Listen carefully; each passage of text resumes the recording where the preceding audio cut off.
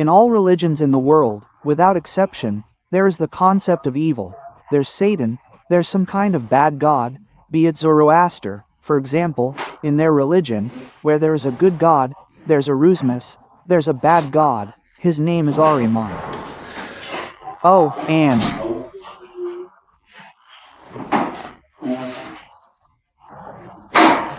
in Christianity there is Satan, Lucifer, and in Muslim Islam there is Shaitan.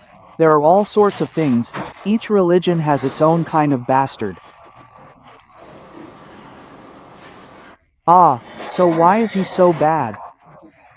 What's so bad about this evil? Because he's against God.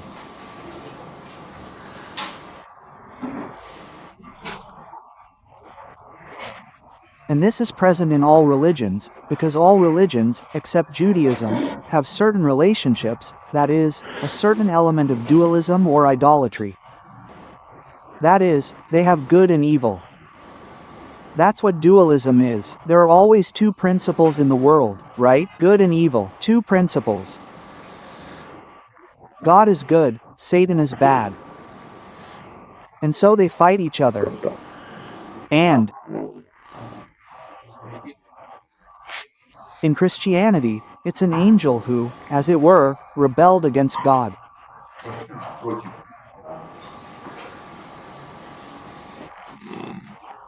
And in other religions, it's simply God who exists as one of the bad guys, like in Hinduism or Buddhism. That is, there are some kind of forces there, yes, some kind of forces. And so these forces are always a manifestation of this idolatry, this paganism, this politicism, call it what you will, but it's always, as it were, a contradiction, a sort of confrontation between God and evil. But in Judaism, this is not the case.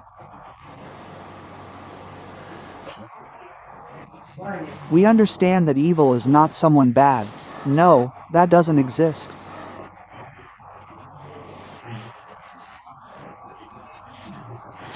From the Judaist perspective, there is no source, whatever we call it, of absolute evil.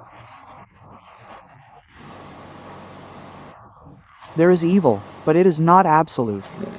So what does not absolute mean?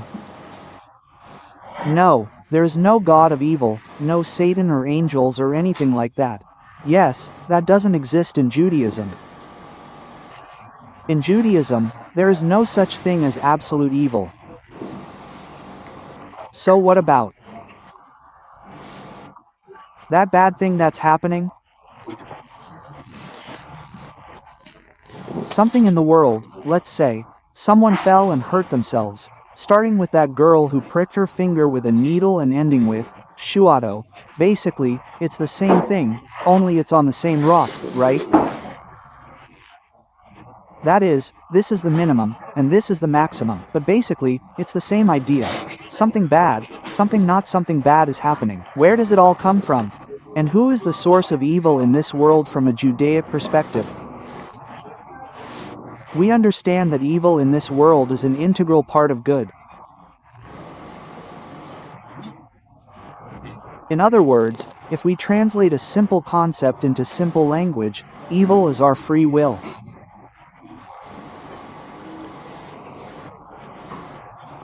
That is, if there is no evil, then a person has no free will. Or, to put it more precisely, evil in Judaism is the discrepancy between the ideal and its embodiment.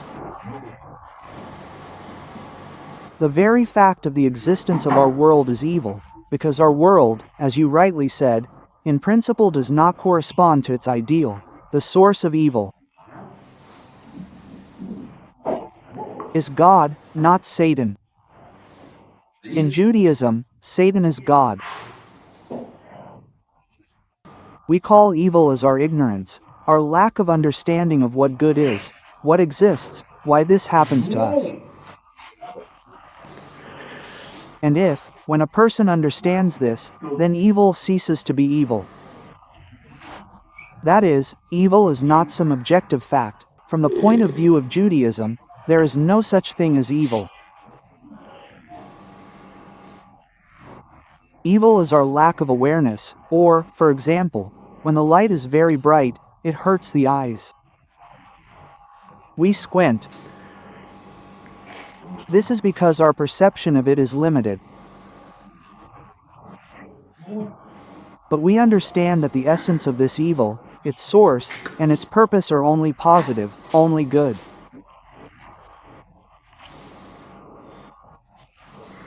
That is, the very fact of our existence is only because this evil exists. That is, evil.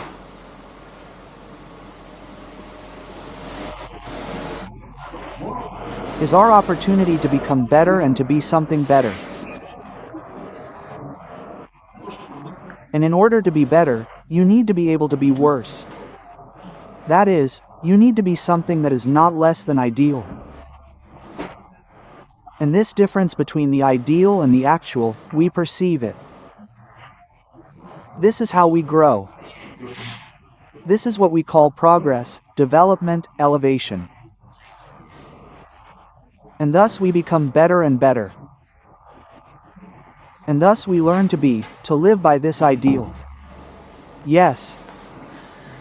There. How, I said it all. That's what the Indians said, you know, there, I said it all. 𝗧𝗍𝗶𝗁𝗶𝗴𝗲𝗏, the great serpent.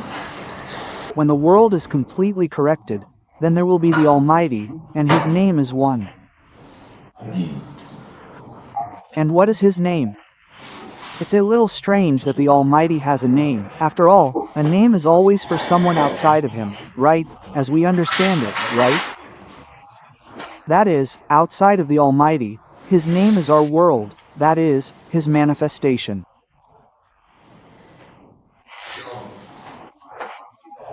And when He manifests in such a way that it corresponds to His essence, that will be the one world.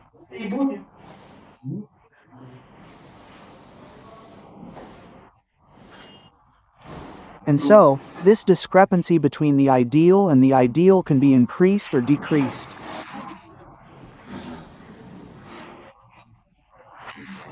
And so when the Torah says, "Thou shalt not steal, thou shalt not kill," we thereby increase this distance from the Creator, as it were, yes, with this very deed.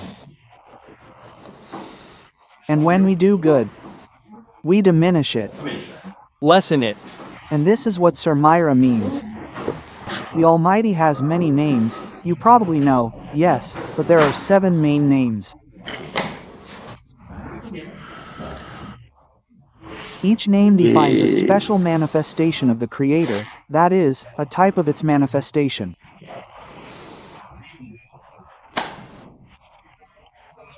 It's like each person has many and, let's say, several main human essences. There, you, 𝗖𝘆𝗰𝗍𝗶, yes, your name is 𝗖𝘆𝗰, but at the same time, you are also the father of your children. Likewise, you, or a sculptor or something. What's the most important thing about you? There is such and such. These are, as it were, different faces. There are many, an infinite number of this personality, but there are main ones, like some faces of your soul, right? So, the Almighty manifests as one, a single unity.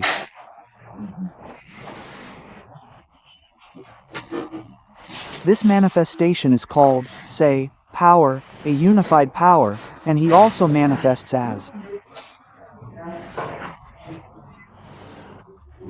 multitude. And He also manifests as the unknowable. This manifestation of the quality of the unknowable is what we call it, by a 4-letter name, right? And there is a knowable part, it manifests in its multitude. And this word, multitude, in Hebrew is called army.